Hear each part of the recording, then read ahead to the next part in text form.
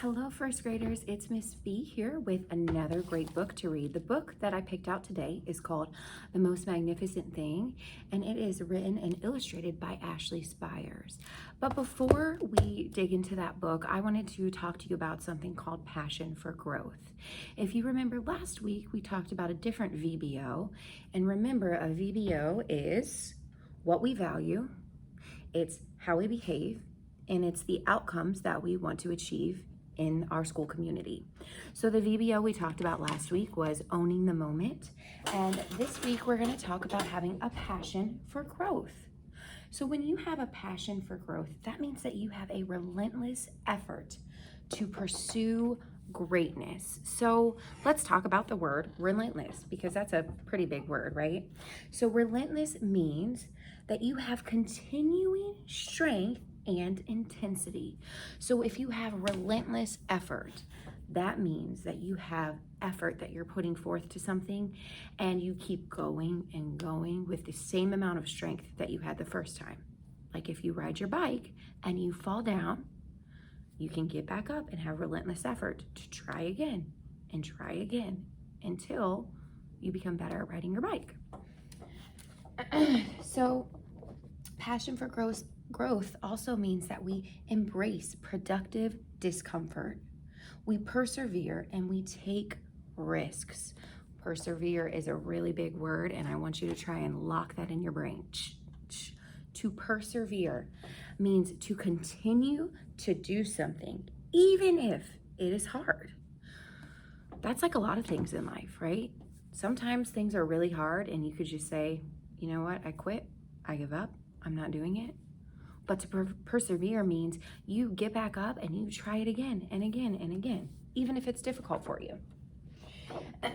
To have passion for growth also means that you're open and you're flexible and that you're coachable. So that means if someone tries to help you achieve the goal, you're willing to, get their help so that you can achieve that. And remember that with a passion for growth, you're lifelong learners who are better today than we were yesterday and better tomorrow than we are today. So before we get started, I want you to think about a time that you had to persevere, a time that you could have given up, but you kept going and going and you achieved your goal. I will tell you about a time that I did that. My grandma used to make the best chocolate chip cookies, and she never shared the recipe with us because it was her secret recipe. But a couple years ago, I was lucky enough to get my hands on her secret recipe. So I made the cookies. They tasted terrible. They were chewy. They weren't good. So I threw them away and I persevered. I thought, I'm gonna do it again. I'm gonna make those cookies. So I tried, but this time I burnt them.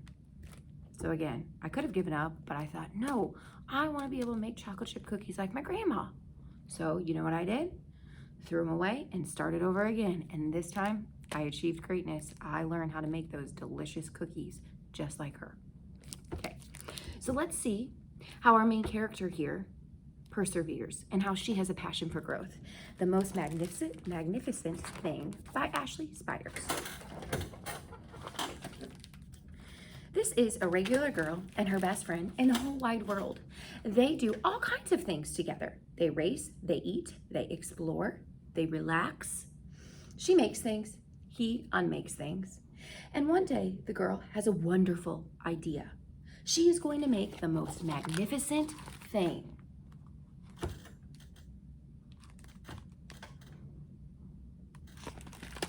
I want you to predict. What do you think the most magnificent thing is going to be that she makes? She knows just how it will look. She knows just how it will work. All she has to do is make it. She makes things all the time. Easy peasy. First, she hires an assistant. So she already has a passion for growth because she is taking a risk by making something. She could have gone without her day and done something that she's done a million times before, but today she wanted to try something new. Next, they gather their supplies. They set up somewhere out of the way and they get to work. The girl tinkers and hammers and measures while her assistant pounces and growls and chews. When she is finished, she steps back to admire her work.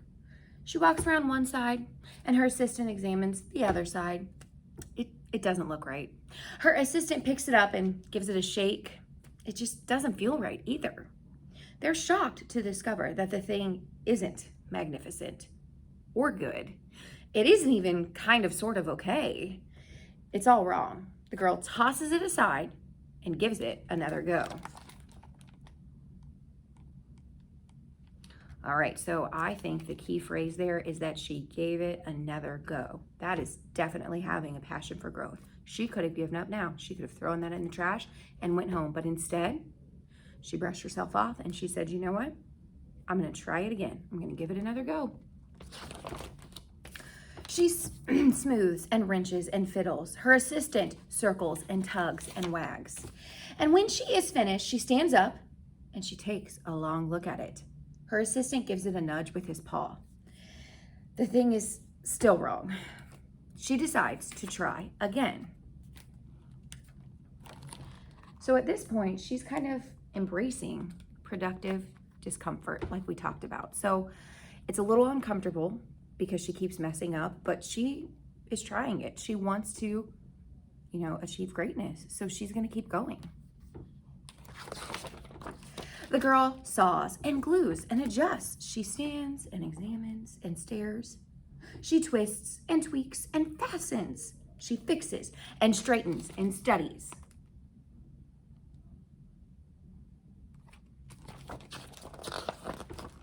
She tries all different ways to make it better. She makes it square. She makes it round. She gives it legs. She adds antennas. She makes it fuzzy. She makes it long, short, rough, smooth, big, small. One even smells like stinky cheese. But none of them are magnificent. So this right here is relentless effort, right? She kept giving the same strength and hard work every single time she attempted to make this thing great. Her hard work attracts a few admirers, but they just don't understand. They can't see the magnificent thing that she has in her mind. She gets mad. That's the thing about growth. Sometimes it frustrates you. Sometimes it's not a comfortable feeling. The angrier she gets, the faster she works. She smashes pieces into shapes. She jams parts together. She pummels the little bits in. Her hands feel too big to work, and her brain is just too full of all the not right things. If only this thing would just work.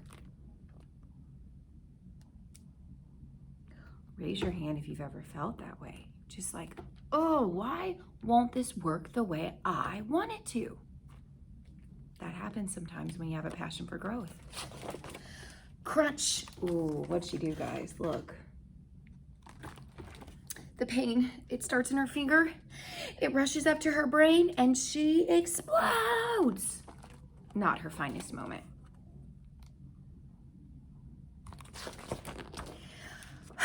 I am no good at this. I quit.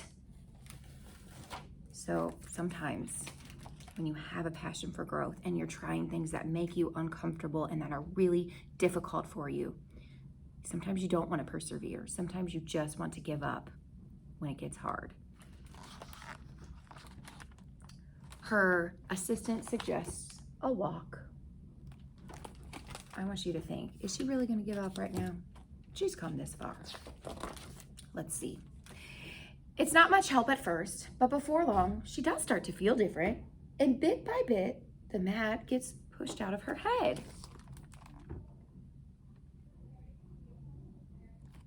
So she was coachable in this moment, right? Her assistant suggested, hey, maybe let's just go on a walk, kind of calm down, maybe get a nice little sweet treat. And because he coached her into doing that, it helped her to calm down. As they stroll along, she comes across the first wrong thing she made. The bad feelings are about to start over again. But then she notices something surprising. There are some parts of the wrong things that are actually quite right. The bolts on one, the shape of another, the wheel to seat ratio of the next. There are all sorts of parts that she likes. Look how many times she made that thing over and over. So this motivates her to try again. By the time she reaches the end of the trail, she finally knows how to make the thing magnificent. She gets to work. She works carefully and slowly, tinkering, hammering, twisting, fiddling, gluing, painting. Her assistants make sure there are no distractions. This is the perfect thing to ward off bears, says someone. Ooh, this will stop that leak. This one's all wet. The afternoon fades into evening, and finally, she finishes. She alerts her assistant. The pair take a good, long look. It leans a little to the left, and it's a bit heavier than expected. And the color could use a bit of work too, but it's just what she wanted. They climb aboard and take it for a spin. They're not disappointed. It really is the most magnificent thing. What did she make, you guys? Oh my goodness. And she pursued greatness. She took a risk and it paid off. She was relentless. She continued and continued with the same strength each time, right? And she persevered. She continued to build this magnificent thing, even though it was so difficult, even though she wanted to give up. And I know that we've all felt that way before. Maybe it's riding your bike, learning how to swim, doing a new sport, learning how to read, learning a new math problem. These are all things that are difficult sometimes, but when they pay off, it just makes you feel so proud that you achieved your goal, just like our friends here in the story. So before I leave you today, I want to remind you what it means to have a passion for growth. You have the relentless effort to pursue greatness. So think right now, what is something that you have just put your hardest effort in to achieve? Okay, think of that right now. I know that you guys have all just pursued amazing things in your life, so I'm sure you can think of more than one thing. And you will have a little writing page to do where you can talk about a time that you had passion for growth, okay? I hope you guys have a great rest of your day and just try your hardest to try some new things today. Bye, guys.